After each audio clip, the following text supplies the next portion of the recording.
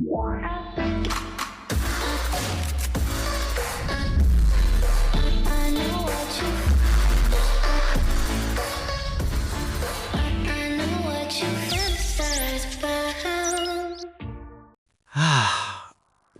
up? To all you Fortnite mobile refugees around the world, are you holding up? Welcome to the Fortnite Noob Gamers channel. I'm your host, the Noob Gamer. Man, another day, another shot at a victory royale. Except, I can't even play on my phone. So hey everyone, it's been, years now since Fortnite just vanished from our iPhones? Yeah, here in 2026, the world is totally split. I mean, you have countries where you can play Fortnite on your iPhone, and then, countries like mine where all we can do is watch.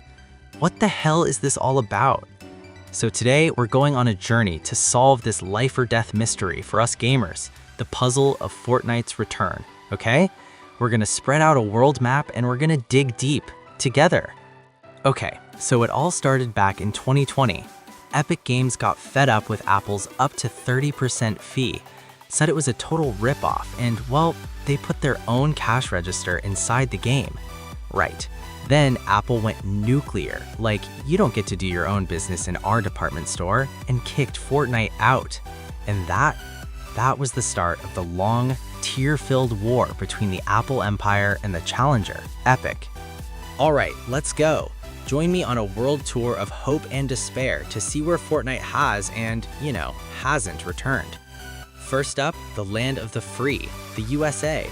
So here, a court ruled that Apple can't stop developers from putting a flyer in their app that says like, hey, we have cheaper stuff outside the store. Okay, hopeful, that let Epic get back into the App Store while also having a way to avoid the fees. A partial victory, I guess.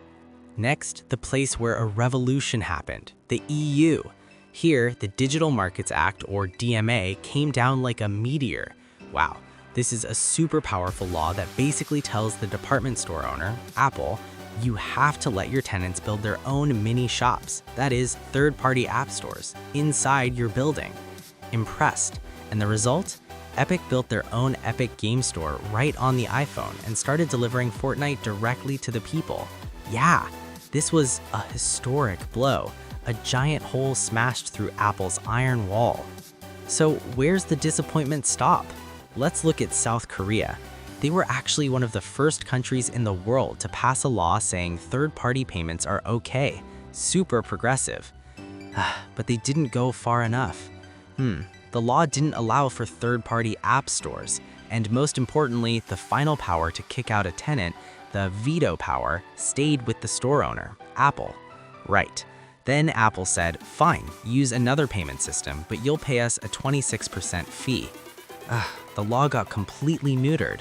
It's a sad lesson that a half-hearted reform can't change the rules of a giant empire.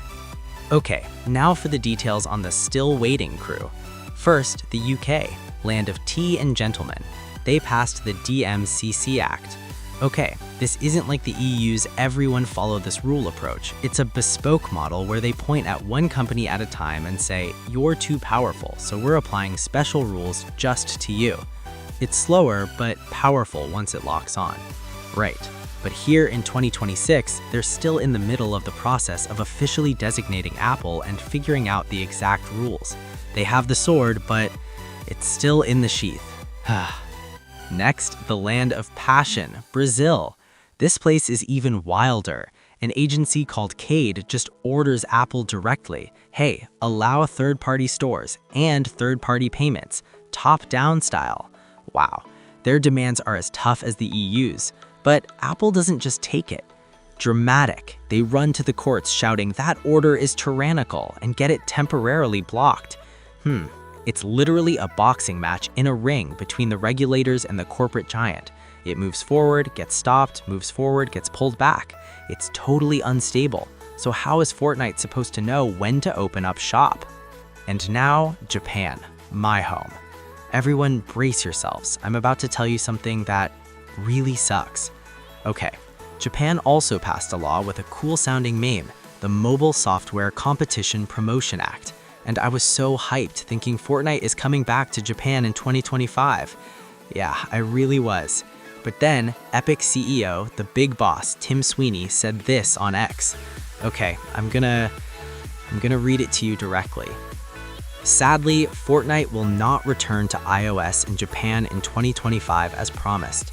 Apple, instead of complying honestly, has launched another travesty of obstruction and lawbreaking. Wow, this is a gross disrespect to the Japanese government and people. Ugh, a gross disrespect. So what did Apple do? They found loopholes in the law and came back with this. External payments? Sure, that'll be a 21% fee. Right, a competing store? Fine, but I want 5% of all revenue from it.